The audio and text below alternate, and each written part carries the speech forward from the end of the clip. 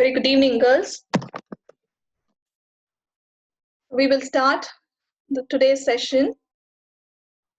As I told you earlier, the winners of the quiz conducted yesterday, the children who gave the right answers are Preeti N, Jennifer, and Preeti S. Congratulations, dear girls. Now, knowing about that, what we will see next is how electric lines of force due to an uniform field can be drawn. So you look at the diagram, I have positive charges here and you have the lines which are moving towards your negative charges. So when you see the negative charges, the lines of force are moving from the positive towards the negative end, and you can see they are all parallel. So since they are parallel to each other, it is denoting your uniform field.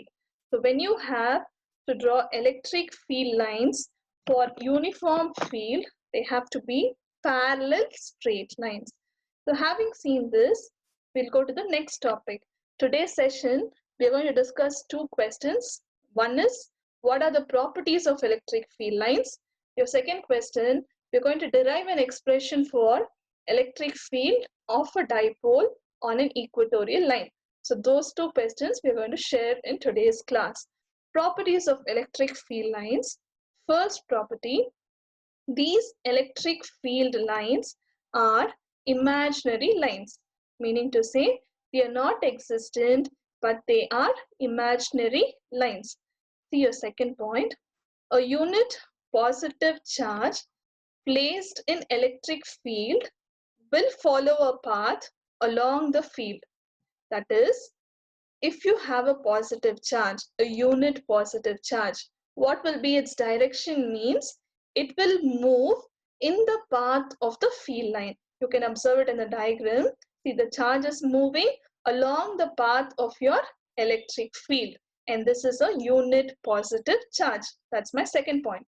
Third property, the electric lines of force emanate or they start from a positive charge and they terminate on a negative charge. Simpler terms, they start on a positive charge and end on a negative charge. You can see the direction of the line. It is starting from positive and ending towards your negative. That's a third point. Fourth property of your electric field lines is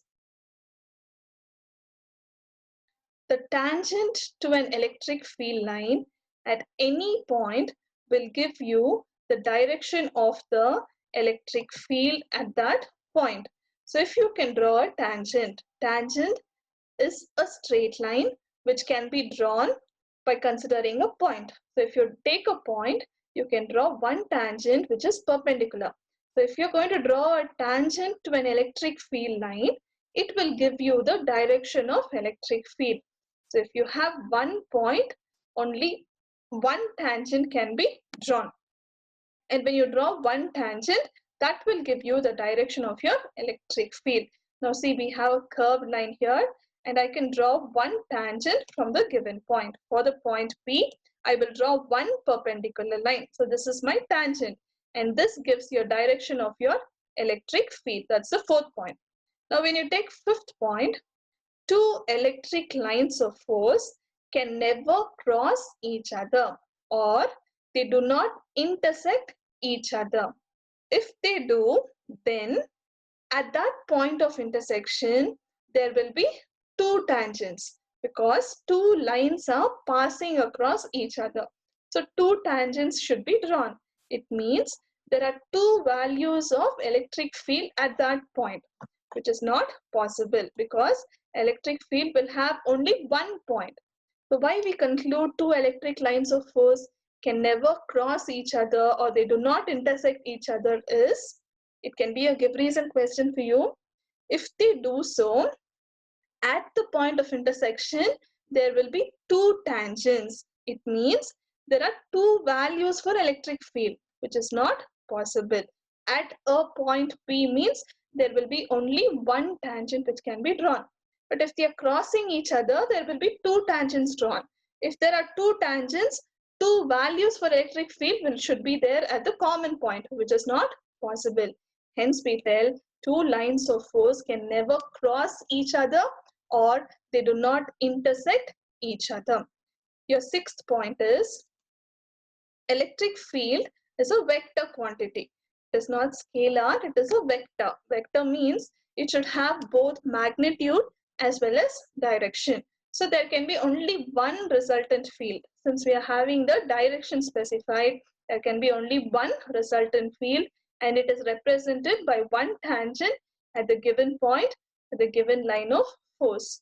So imagine there are two lines of force intersecting like this. We get a common point at the center. There should be two tangents drawn and one value for electric field will be E1, one value for electric field will be E2, which is not possible. So you cannot tell the lines can intersect each other. So this is my fifth point. If you take the sixth point, these electric lines of force will be closer or they will be crowded when electric field is stronger. Crowded, more lines are there, means electric field is stronger. If the lines are spread out, then electric field is weaker. Just observe the diagram. You can see there are many number of lines here.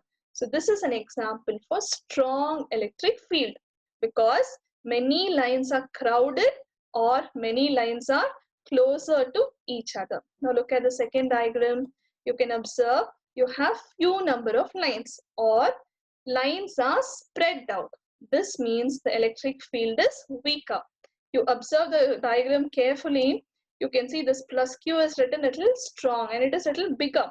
And if you take the second one, the smaller green line is smaller in size, indicating the strength of the electric field lines is lesser.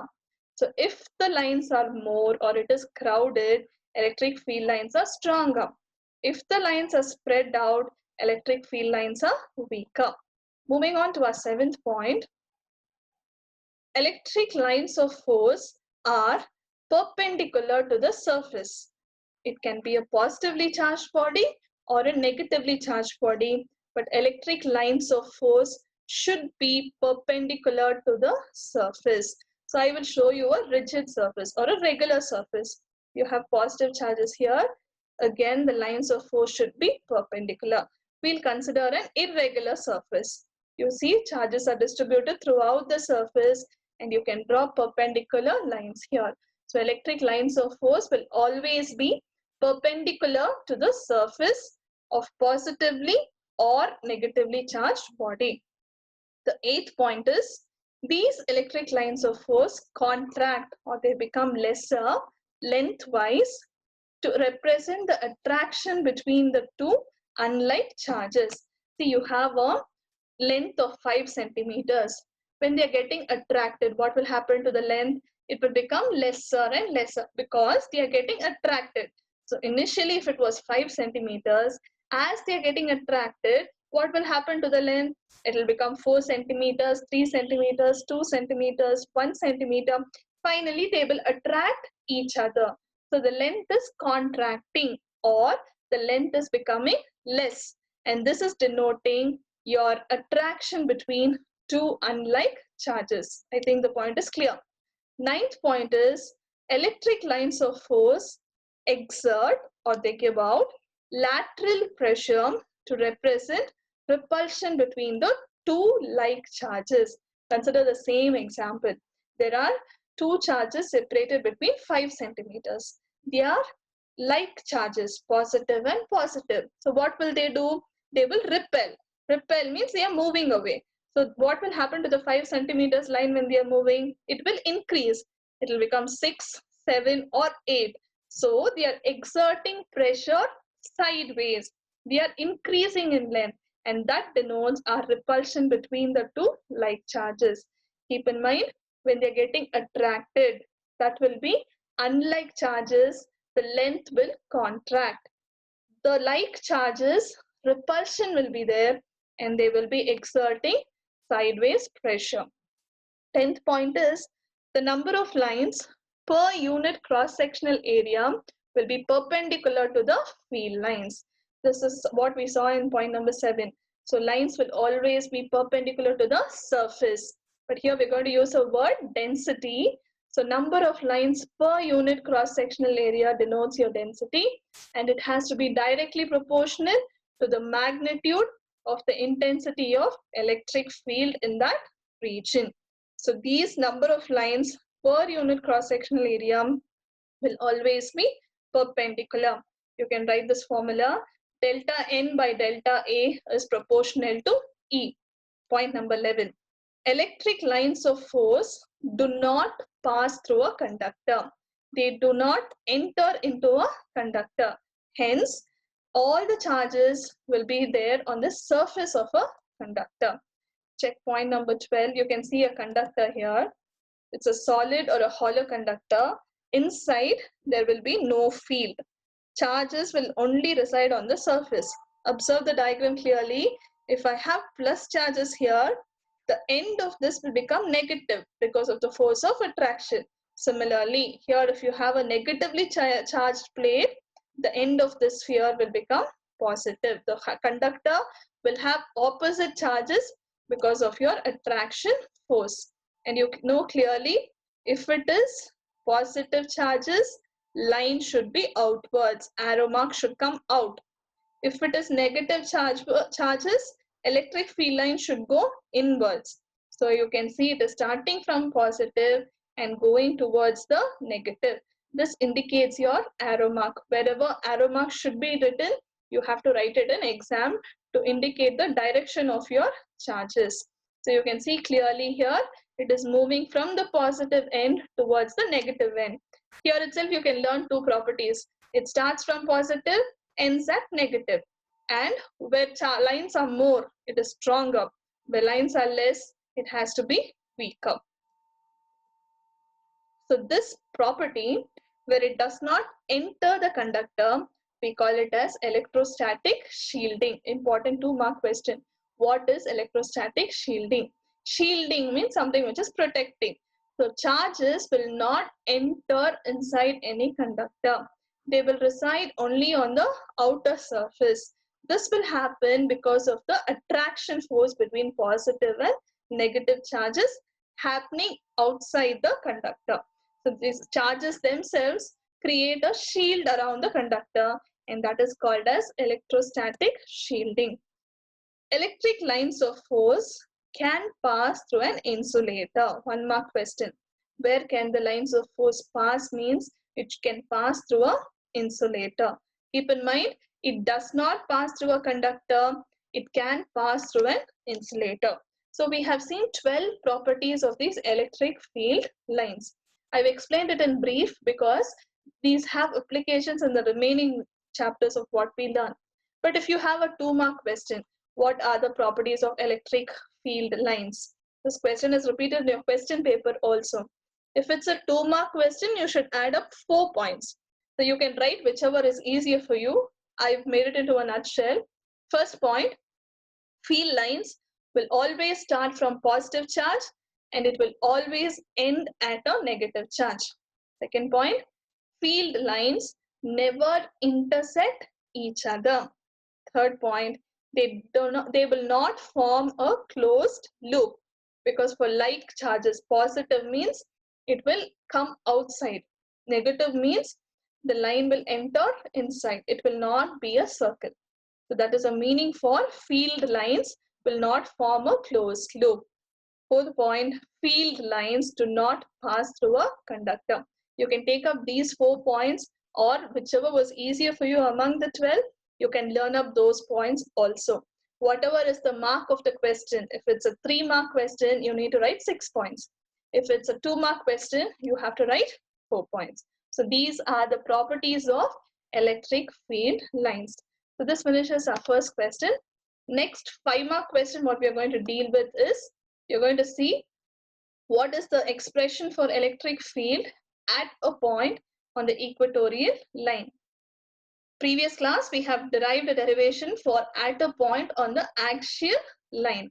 So today's class, we will see what is the expression for electric field on the equatorial line. Please have a book and a pen in your hand and solve with me simultaneously.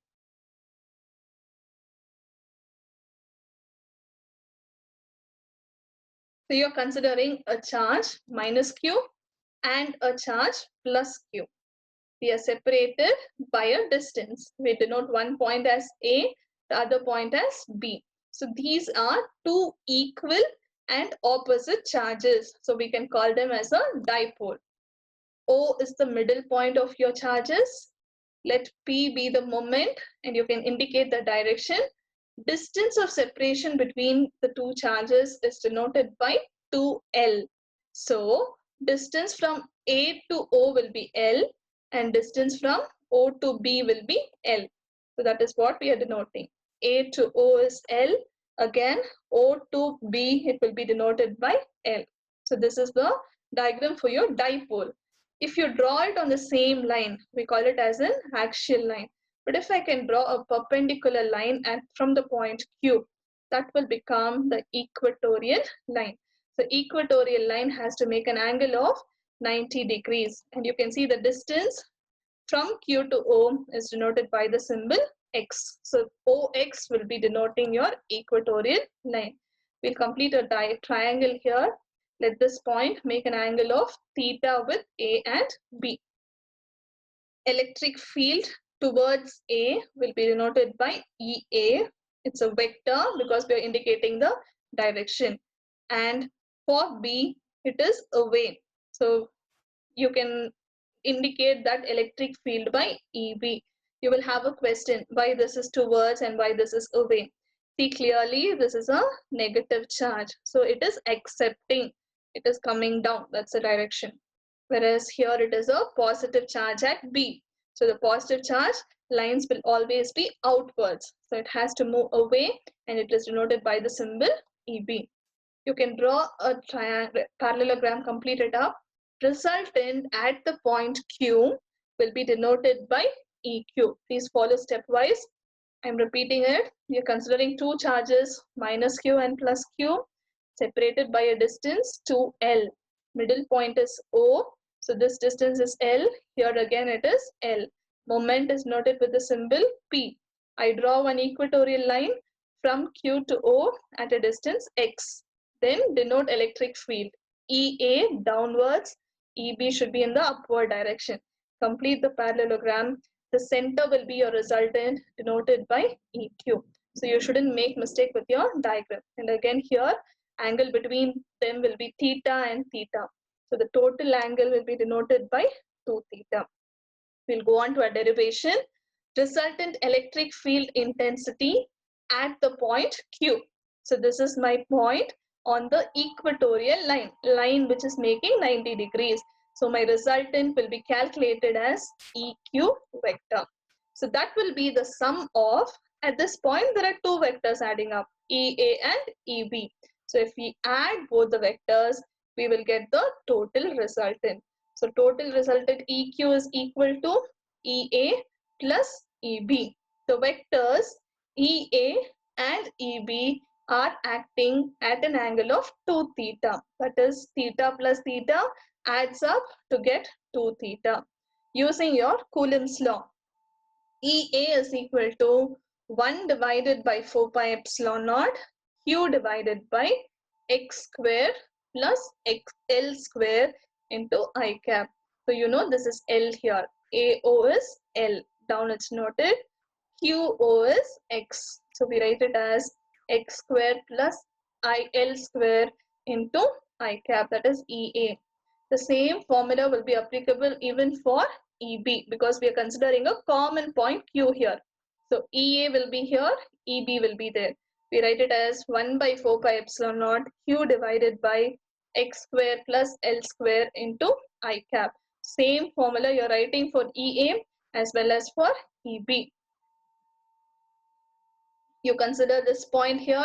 See clearly, EA is denoted, EB is denoted, EQ is my resultant. Theta plus theta will give you 2 theta. So the same formula is applicable. Now this component of EQ can be split into two components. It is split as, observe carefully, make a note in your book, cos theta is simplified in terms of x-axis. There are two fields. So this one value will be split as EA cos theta. The second value will be split as EB cos theta. So horizontally, the resultant is resolved into two components in terms of cos theta. EA cos theta and EB cos theta. See clearly, there are two arrow marks shown and they are in the same direction along your x-axis. But when we take your y-axis, it is resolved as EA sine theta in the negative y-axis and EB sine theta in your positive y-axis. So these two terms will cancel. Plus and minus sine factors will cancel. Only the cos factors will add up. I'm repeating this point. The resultant field is resolved into two components, EA cos theta and EB cos theta along your x-axis and EA sin theta and EB sin theta along your y-axis. The vectors EA sin theta and EB sin theta are opposite. You can see in your diagram. Hence, they will cancel out because one is positive and the other one is negative. The vectors EA cos theta and EB cos theta are acting along the same direction. Hence, they will add up. If they are opposite, they should cancel. If they are in the same direction, they have to add up. So when you add this, you will get EA cos theta plus EB cos theta will be added up. Therefore, EQ will be equal to EA cos theta plus EB cos theta. We will substitute here what is EA and what is EB. So EQ is equal to EA cos theta plus EB cos theta. Since both are equal, EA is equal to EB, you can write EQ is equal to, these two terms are same. So this will become EA cos theta plus EB cos theta. Both are equal means here also I can write EA plus EA cos theta. So if you add, you will get 2EA cos theta. What we will do now is keep 2 as it is. What is EA? In our previous sum we have seen it is 1 divided by 4 pi epsilon naught Q divided by x square plus L square into I cap value is 1. So I'm not considering cos theta, you write it as it is. Clearly observe 2 is written as it is. EA is substituted from equation 1.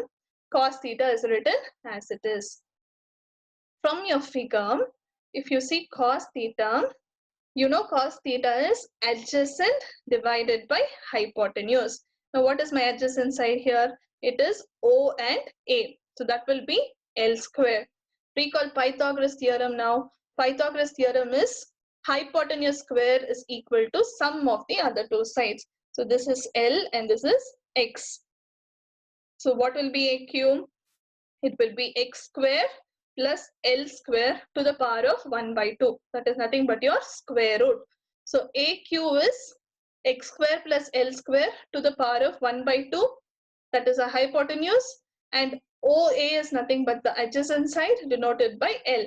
Cos theta is adjacent divided by hypotenuse. So you will write L square divided by X square plus L square to the power of 1 divided by 2. So that is what is written here. From figure, your cos theta is L square divided by X square plus L square to the power of 1 by 2. We'll substitute it in the above equation now.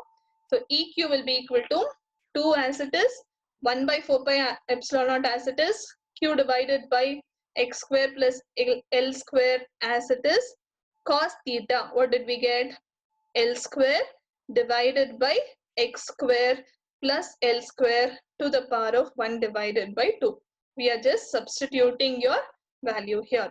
So the next step will be 2 can be multiplied on top. So you will get 2 divided by 4 pi epsilon naught.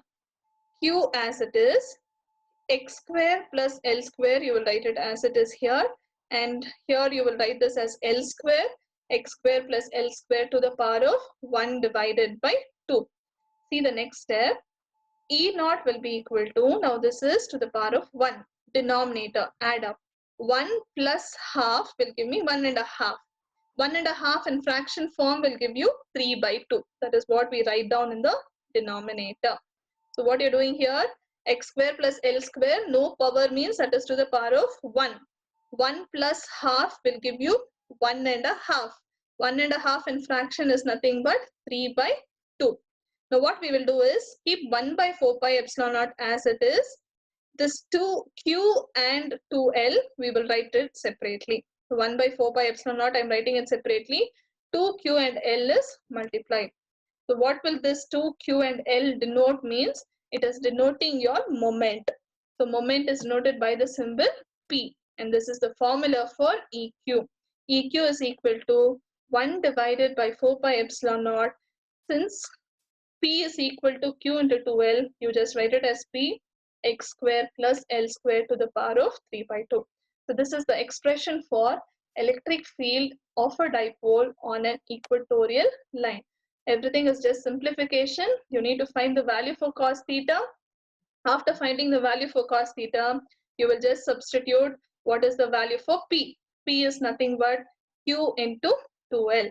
So after doing this, now if you want to introduce your unit vector with the same formula, we will write minus I cap because it is a unit vector in the negative x-axis. Now if you draw a number line, center line will be positive. When you move towards the left hand side, it becomes minus. So in your diagram, it was towards the negative axis of your left hand side.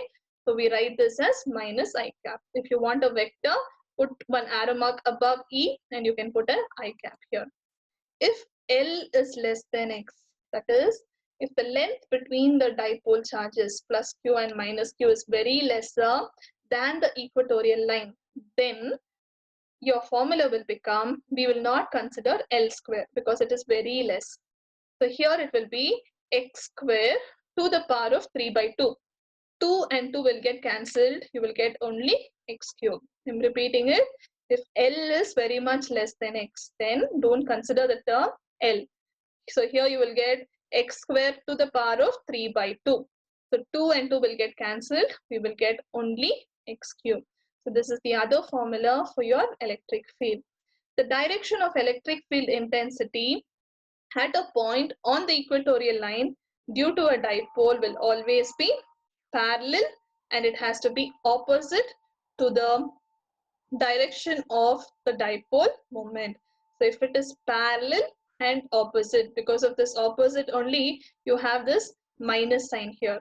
The direction of electric field intensity at a point on the equatorial line due to a dipole should be parallel and opposite the direction of your dipole moment. If the observation point is far away or when the dipole is very short, two conditions, what we are observing, that point Q, if it is very far or the dipole is very short, then electric field intensity at that point on the axial line will be double. Underline this point and keep it in your mind. When the observation point is far away or when the dipole is very short, then electric field intensity at the point on the axial line will be double the electric field intensity on your equatorial line. So you will write it as EP is equal to 2 times EQ. EP is on the axial line and EQ is on your equatorial line. And condition is the length of the dipole should be very short or the point of contact or point of observation should be very far. So this is the definition for your electric field intensity on the axis, on the line of a dipole which is based on an equatorial line. So if you see your diagram, it should be clear. Equatorial line is the line which is making an angle of 90 degrees. So this is the expression for electric field intensity at a point on your equatorial line.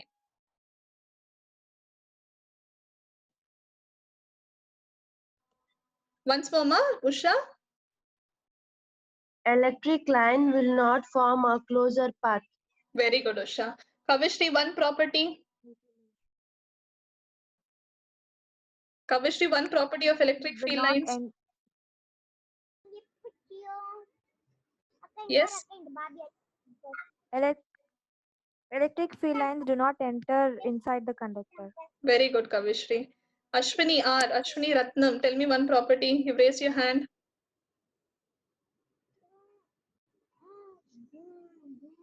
Ashwini R. Yes, ma'am. Electric field lines of force can pass through an insulator, ma'am. Very good. They can pass through an insulator. Monisha, you raise your hand.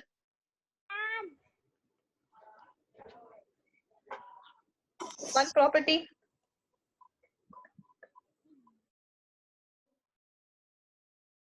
Swati B. Savina. One property for electric field line. 12 were there. Yes, Swati. The tangent to an electric Field.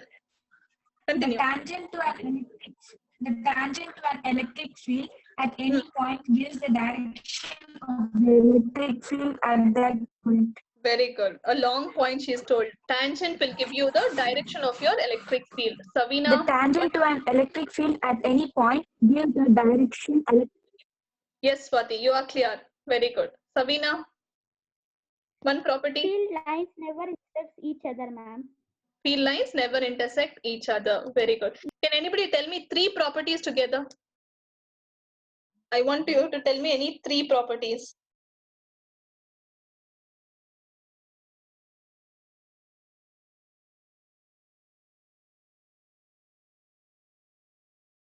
Nancy.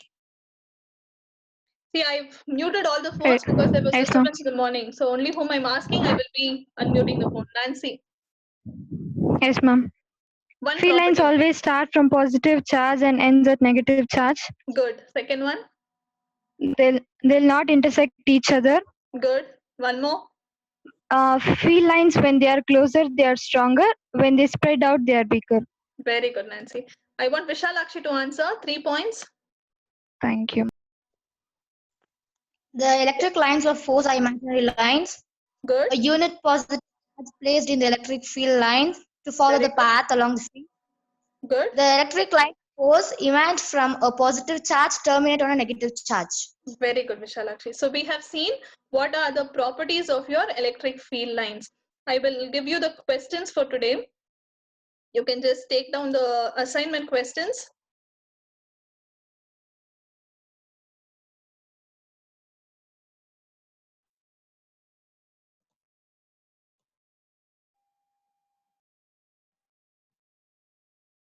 Okay. Question number 1. I want you to write down any 3 properties of electric field lines. Question number 2. What is an electric dipole? Definition. I want the definition for electric dipole. Third is a GK question. How many liters of blood is present in the human body? Normally, an average person, how many liters of blood is present? Little work for your brain too. Then the regular classes, give all 3 answers together.